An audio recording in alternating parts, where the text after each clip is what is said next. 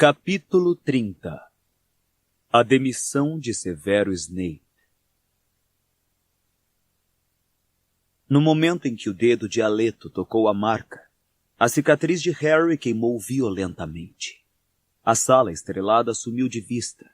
Ele se viu parado em um afloramento rochoso sob um penhasco. O mar quebrava em ondas ao seu redor e havia triunfo em seu coração. Eles pegaram o garoto. Um forte estampido trouxe-o de volta à sala. Desorientado, ele ergueu a varinha, mas a bruxa já estava caindo para a frente. Bateu no chão com tanta força que o vidro nas portas das estantes retiniu. Nunca estuporei ninguém, exceto nas aulas da armada de Dumbledore, comentou Luna em tom levemente interessado. Fez mais barulho do que imaginei que faria. E sem dúvida o teto começara a estremecer. O eco de passos correndo se tornou mais ruidoso por trás da porta que conduzia aos dormitórios. O feitiço de Luna acordara os alunos que dormiam no andar de cima. — Luna, onde você está? Preciso vestir a capa. Os pés de Luna apareceram do nada. Harry correu para o seu lado e deixou a capa cair sobre eles, no momento em que a porta abriu e uma torrente de alunos da Corvinal, todos em roupas de dormir, inundou a sala comunal. Ouviram-se exclamações e gritinhos de surpresa quando viram Aleto caída no chão, inconsciente. Lentamente eles a rodearam. Uma fera selvagem que poderia despertar a qualquer momento e atacá-los. Então, um corajoso garoto do primeiro ano se aproximou ligeiro e cutucou o traseiro dela com o dedão do pé. — Vai ver, ela está morta! Exclamou encantado. — Ah, olhe! Sussurrou Luna feliz quando os colegas se amontoaram em volta de Aleto. Eles estão satisfeitos. É, ótimo. Harry fechou os olhos, e quando sua cicatriz tornou a latejar, ele resolveu submergir mais uma vez na mente de Voldemort. Estava caminhando ao longo do túnel na primeira caverna. Decidira verificar o medalhão antes de vir, mas isso não levaria muito tempo. Houve uma batida na porta da sala comunal e todos os alunos da casa pararam. Do lado de fora, Harry ouviu a suave voz musical que saía da aldraba em forma de águia. — Para onde vão os objetos desaparecidos? — Sei lá! Cala a boca! Rosnou uma voz grosseira que Harry identificou como a do irmão Carol Amico. — Aleto! Aleto! Você está aí? Agarrou! Abra a porta! Os alunos da Corvinal cochicharam entre si, aterrorizados. Então, sem aviso, ouviram uma série de fortes estampidos, como se alguém estivesse atirando na porta com uma arma. — Aleto! Se ele vier e não tivermos agarrado o Potter, você quer acabar do mesmo jeito que os Malfoy? Me responda! Amico berrou, sacudindo a porta com toda a força. Mas ainda assim ela não abriu. Os alunos estavam todos recuando, e os mais apavorados começaram a subir rapidamente a escada para suas camas. Então, no momento em que Harry se perguntava se não seria melhor explodir a porta e estuporar Amico antes que o Comensal da Morte pudesse fazer mais alguma coisa, uma segunda voz, muito conhecida, ecoou do outro lado da porta. — Posso lhe perguntar o que está fazendo, professor Carroll? — Tentando passar por essa maldita porta! Gritou Amico. — Vá buscar Flitwick. Faça-o abrir esta porta já. — Mas sua irmã não está aí dentro? Perguntou a professora McGonagall. — O professor Flitwick não a deixou entrar mais cedo esta noite a seu pedido urgente. Quem sabe ela mesma possa abrir a porta para o senhor. Assim não precisará acordar metade do castelo. — Ela não está me respondendo, sua trapeira velha. Abra você então, Paul. Abra já. — Certamente, se o senhor quiser. Respondeu a professora McGonagall com terrível frieza. Ouviu-se uma delicada batida na aldraba e a voz musical perguntou mais uma vez. — Para onde vão os objetos desaparecidos? — Para o não ser, ou seja, o todo. Respondeu a professora McGonagall. — Bem fraseado. Replicou a aldraba e a porta se abriu. Os poucos alunos da Corvinal que ainda restavam na sala correram para a escada quando Amico arremessou-se pelo portal brandindo a varinha. Curvado como a irmã, Tinha uma cara pálida e flácida e olhos miúdos que recaíram imediatamente sobre a Leto, esparramada e imóvel no chão. Ele soltou um berro de fúria e medo. Que foi que eles fizeram, esses bestinhas? Gritou. Vou torturar todos até denunciarem quem fez isso. E o que vai dizer o Lorde das Trevas? Guinchou ele em pé junto à irmã, socando a testa com o punho. Não agarramos ele e ainda por cima a mataram. Ela está apenas estuporada, disse impaciente a professora McGonagall, que se abaixara para examinar a Leto. Ficará perfeitamente bem. Uma ova que ficará! Berrou Amico. Não depois que o Lorde das Trevas a pegar. Ela o chamou. Senti a minha marca queimar e ele acha que agarramos Potter. Agarrou Potter? Perguntou a professora McGonagall com rispidez. Como assim agarrou Potter? Ele disse que Potter podia tentar entrar na torre da Corvinal e que queria ser avisado se a gente o pegasse. E por que Potter tentaria entrar na torre da Corvinal? Potter pertence à minha casa. Por baixo da incredulidade e raiva, Harry percebeu um quê de orgulho na voz da professora, e a afeição por Minerva McGonagall jorrou em seu íntimo. Nos informaram que ele poderia vir aqui. Respondeu Carol. Não sei por quê, sei. A professora McGonagall se levantou, e seus olhos pequenos e brilhantes esquadrinharam a sala. 2 vezes passaram pelo lugar onde estavam Harry e Luna. Podemos lançar a culpa nos garotos, disse Amico, seu rosto porcino repentinamente ardiloso. É o que vamos fazer. Diremos que a Leto caiu em uma armadilha preparada pelos garotos. Os garotos aí em cima. Ele olhou para o teto estrelado em direção aos dormitórios. E diremos que eles a obrigaram a apertar a marca e foi por isso que ele recebeu um falso alarme. Ele pode puni-los. Meia dúzia de garotos a mais ou a menos, que diferença faz? Apenas a diferença entre a verdade e a mentira. A coragem e a covardia. Disse a professora McGonagall empalidecendo. Em suma, uma diferença que você e sua irmã parecem incapazes de apreciar. Mas me permita deixar uma coisa bem clara. Você não vai culpar os alunos de Hogwarts por sua inépcia. Eu não permitirei. Desculpe? Amico se adiantou até ficar ofensivamente perto da professora, seu rosto a centímetros do dela. McGonagall não recuou. Olhou-o com superioridade, como se ele fosse uma coisa nojenta que ela encontrara grudada na tampa do vaso sanitário. Não entra em questão se você permitirá, Minerva McGonagall. Seu tempo acabou. Nós é que mandamos aqui agora, e ou você confirma o que eu disser, ou irá me pagar. E ele cuspiu na cara de Minerva. Harry arrancou a capa e ergueu a varinha e disse: Você não devia ter feito isso. E quando Amico se virou, o garoto gritou: Crucio! O comensal da morte foi erguido do chão. Contorceu-se no ar como um homem se afogando, debatendo-se e uivando de dor. E então, com um baque e o ruído de vidro estilhaçando, bateu contra as portas da estante e desmontou sem sentidos no chão. Entendi o que Bellatrix quis dizer, disse Harry, o sangue ribombando em seu cérebro. É preciso querer usá-la. Potter!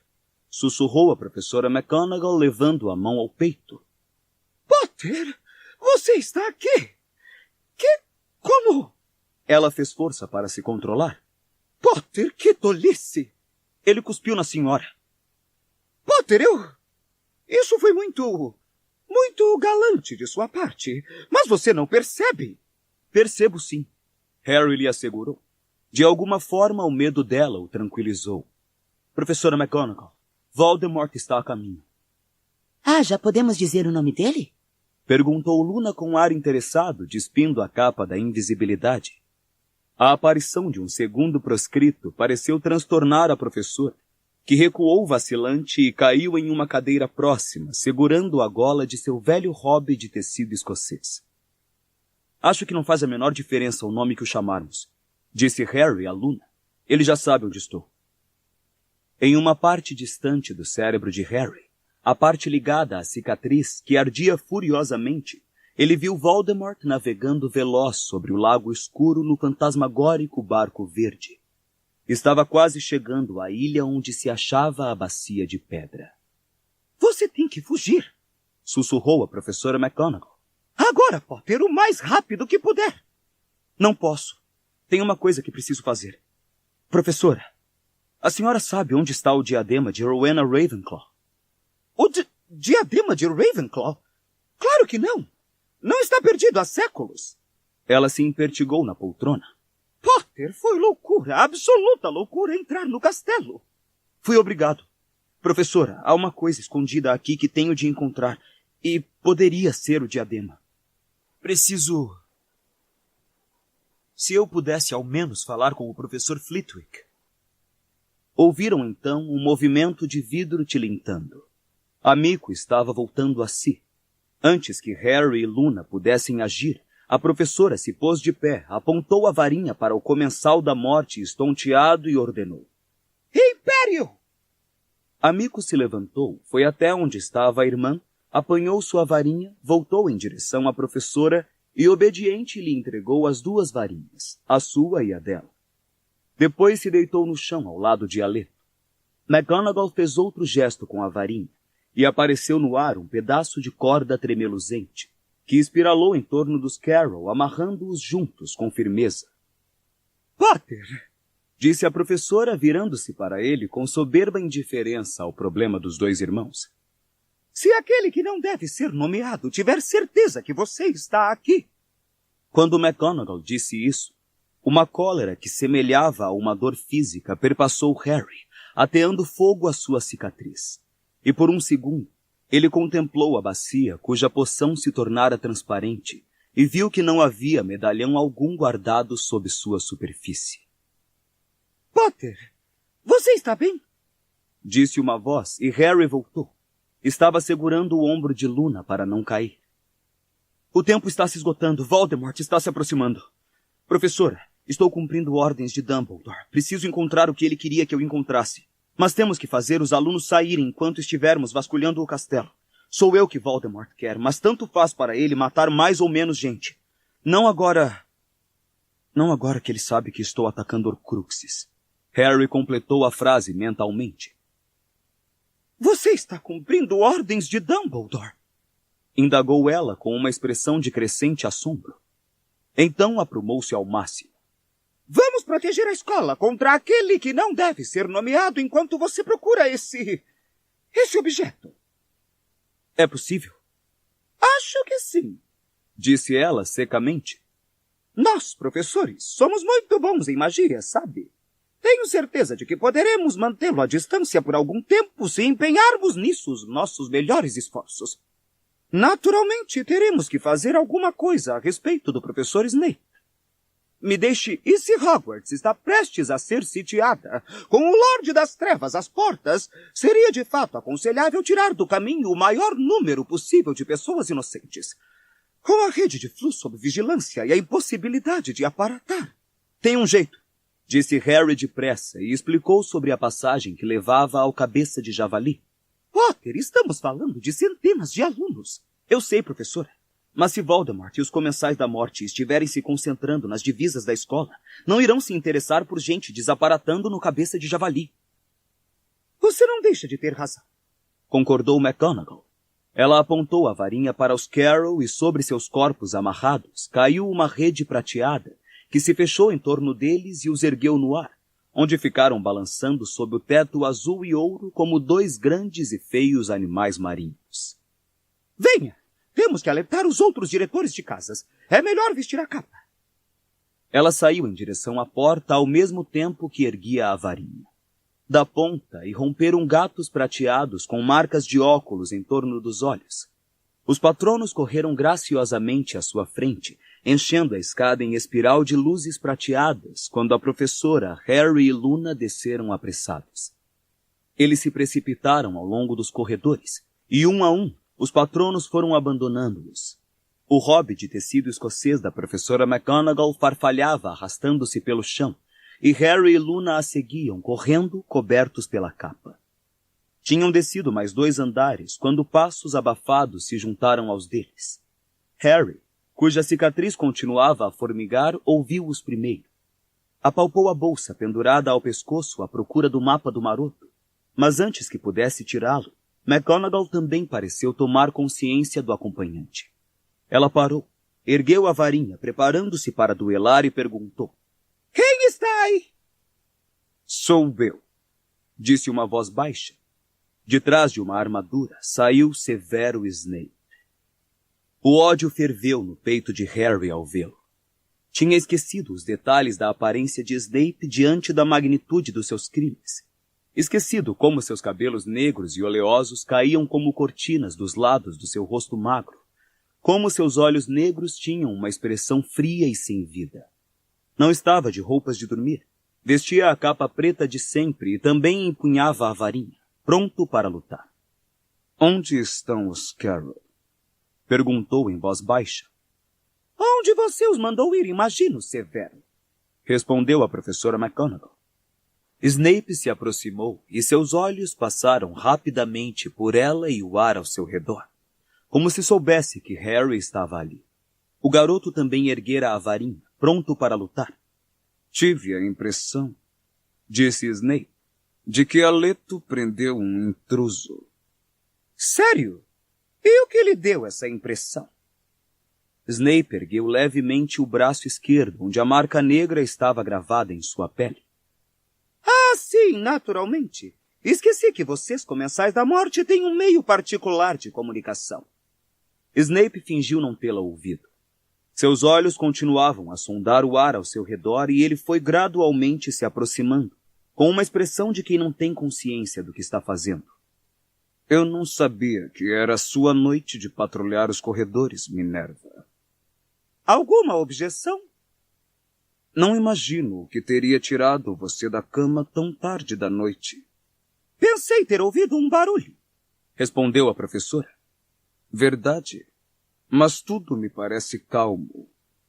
Snape encarou-a nos olhos. Você viu Harry Potter, Minerva?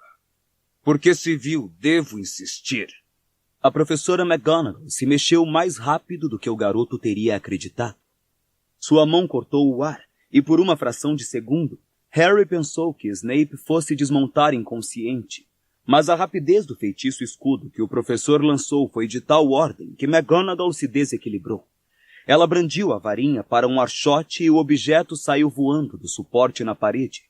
Harry, que ia lançar um feitiço contra Snape, foi forçado a puxar Luna do caminho das labaredas que desceram e formaram um círculo de fogo, que encheu o corredor e deslizou pelo ar como um laço contra Snape. No momento seguinte não era mais fogo, mas uma grande cobra preta que McGonagall explodiu em fumaça e tornou a se juntar e solidificar em segundos, transformando-se em um enxame de adagas que perseguiram Snape. Ele só conseguiu evitá-las empurrando uma armadura à sua frente, e retinindo sonoramente, as adagas afundaram uma a uma no peito de metal. Minerva! Chamou uma voz fina, e ao olhar para trás, ainda protegendo Luna dos feitiços que voavam, Harry viu os professores Flitwick e Sprout em roupas de dormir, correndo pela passagem ao encontro deles, com o enorme professor Slughorn ofegando em seu encalço. Não! Guinchou Flitwick, erguendo a varinha. Você não vai matar mais ninguém em Hogwarts! O feitiço de Flitwick atingiu a armadura atrás da qual Snape se abrigara. Com estrépito, ela ganhou vida. Snape desvencilhou-se dos braços da armadura que o esmagavam e arremessou-a contra os seus atacantes.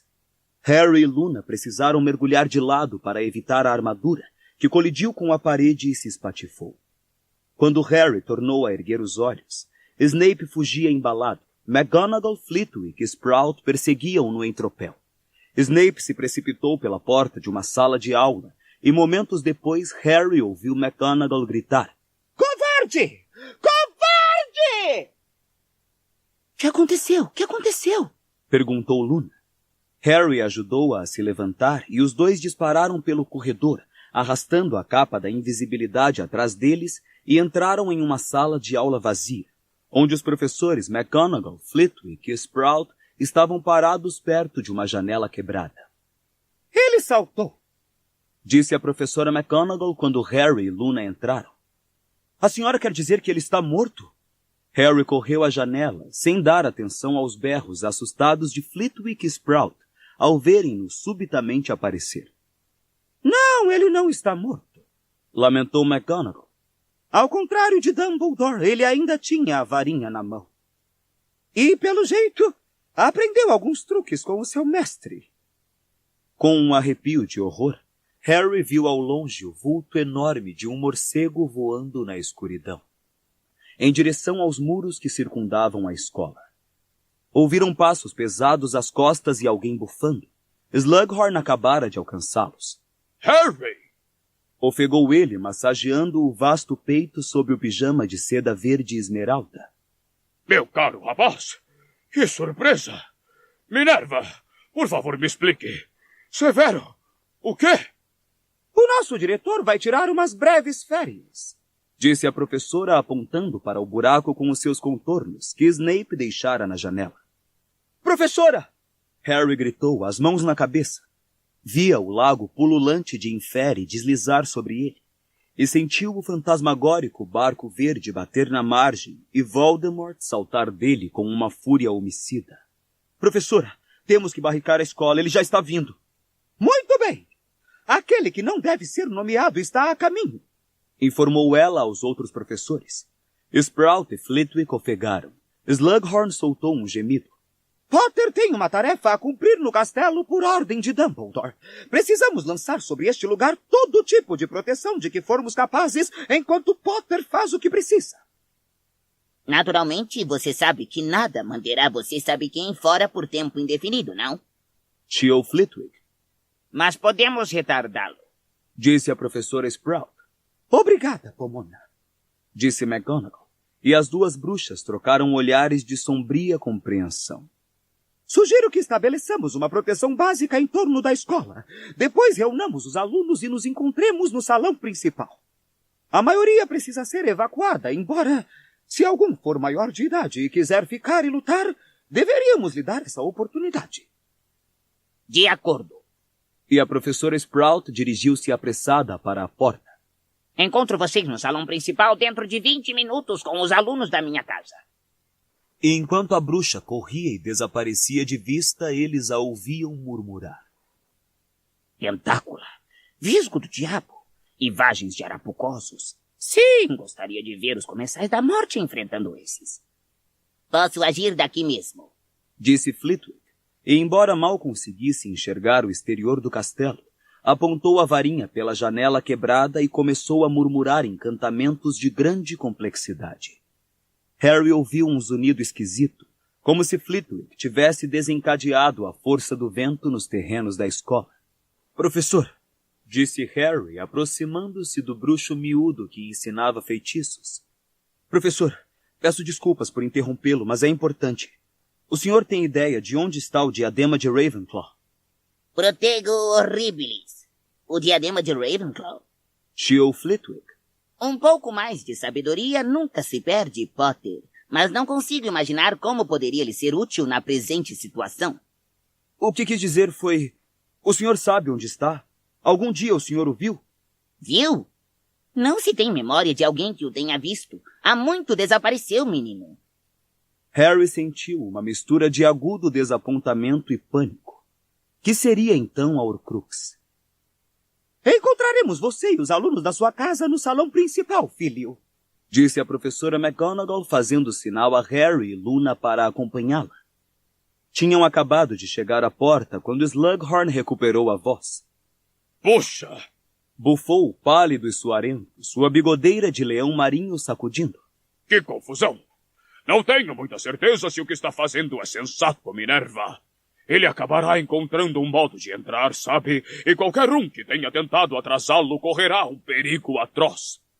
Esperarei você e os alunos da Sonserina também no salão principal dentro de 20 minutos, disse a professora McGonagall. Se quiser se retirar com eles, não iremos impedi-lo. Mas se algum de vocês tentar sabotar a nossa resistência ou pegarem armas contra nós dentro deste castelo, então, Horácio, duelaremos até a morte. Minerva! Exclamou ele, horrorizado. Chegou o momento da Sonserina decidir a quem é leal. Interrompeu a professora. Vá acordar os seus alunos, Horácio. Harry não esperou para ver Slughorn tartamudeando. Ele e Luna correram atrás da professora McGonagall, que tomara a posição de varinha erguida no meio do corredor. Piertotum? Ah, pelo amor de Deus, Filch, agora não. O zelador idoso acabara de surgir mancando e aos gritos. Os alunos se levantaram! Os alunos estão nos corredores! É onde deveriam estar, seu rematado idiota! Gritou McGonagall. Agora vá se ocupar com alguma coisa construtiva. Procure o Pirraça. Pirraça? Gaguejou Filch, como se nunca tivesse ouvido esse nome. Pirraça, sim, seu parvo, Pirraça. Você não se queixa dele há um quarto de século. Vá buscá-lo imediatamente. Filch evidentemente achou que a professora McGonagall tivesse perdido o juízo, mas afastou-se mancando, os ombros curvados, resmungando com seus botões. E agora? Pirtotum locomotor! Exclamou ela. E por todo o corredor, as estátuas e armaduras saltaram dos seus pedestais, e pelo eco fragoroso nos andares abaixo e acima, Harry percebeu que as suas companheiras em todo o castelo tinham feito o mesmo. Hogwarts está ameaçada! Bradou a professora McGonagall. Guarneçam os muros, nos protejam, cumpram o seu dever para com a nossa escola.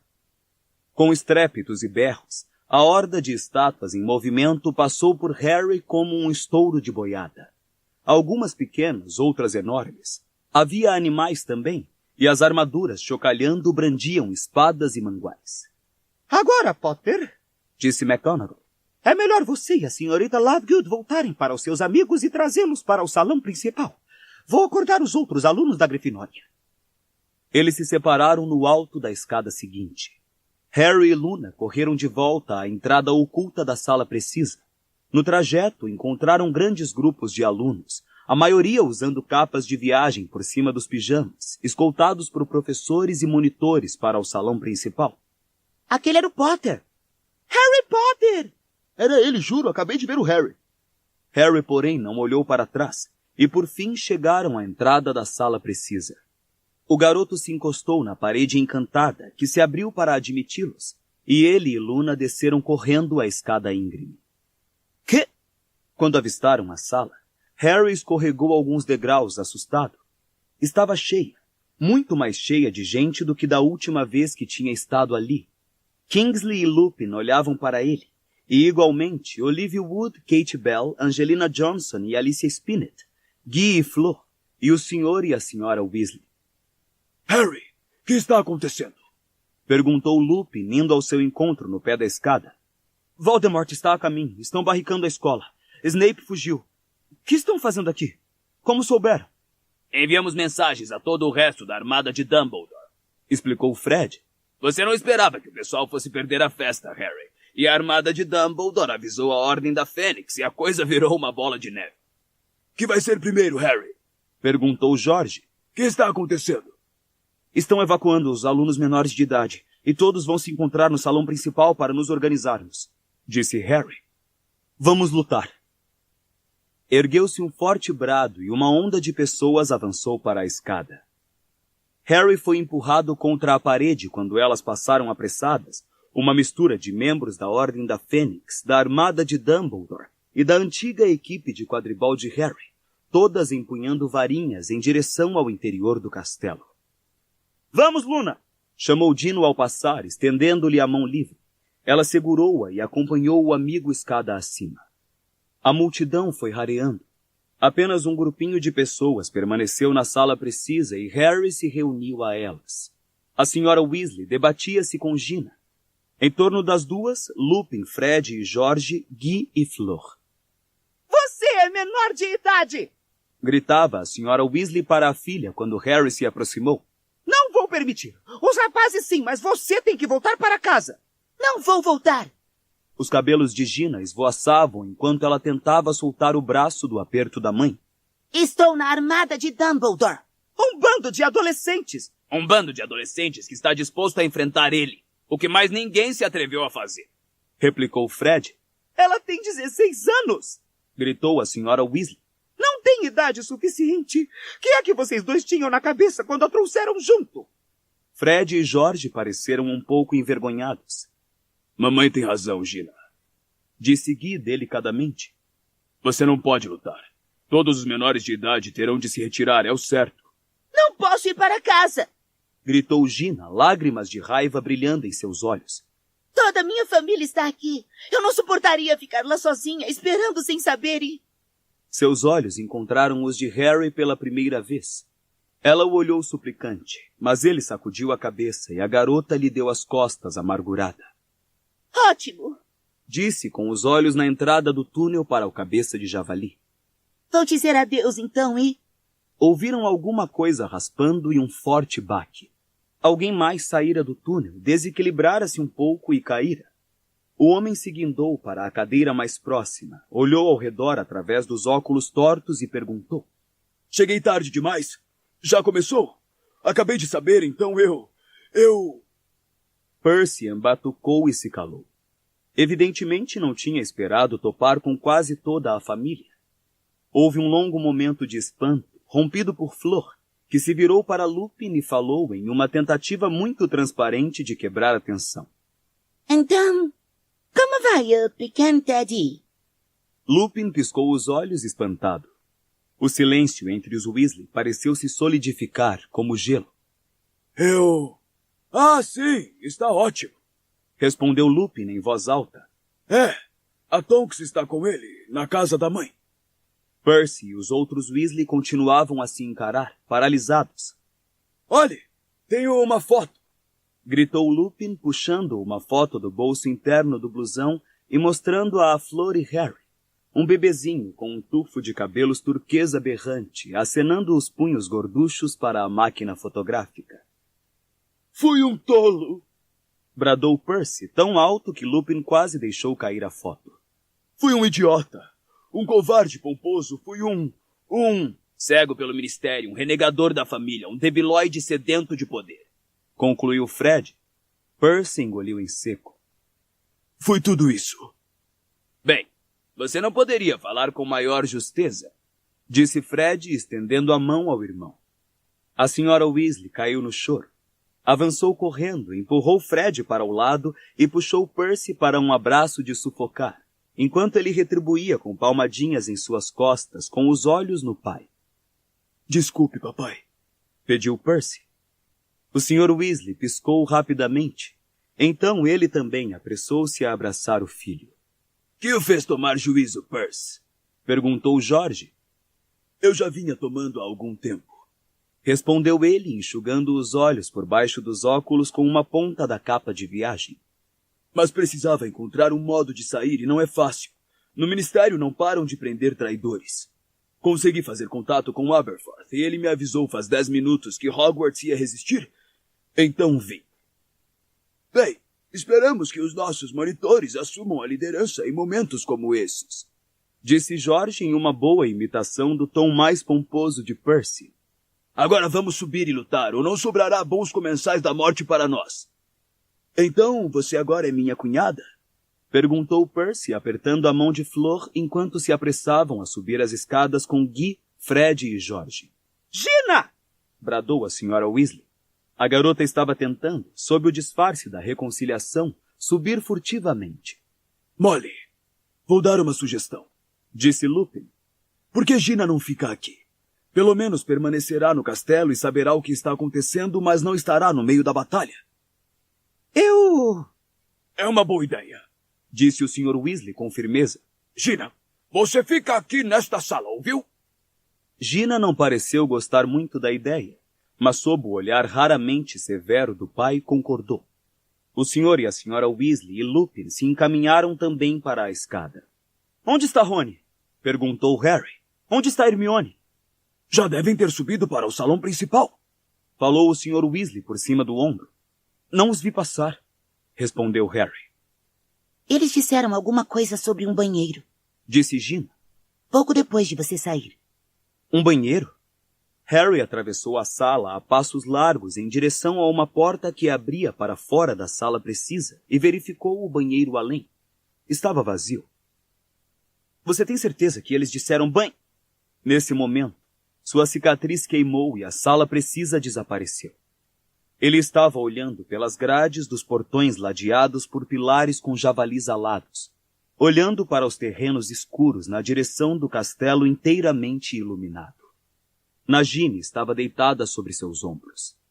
Apossou-se dele aquele senso de propósito frio e cruel que antecedia o homicídio.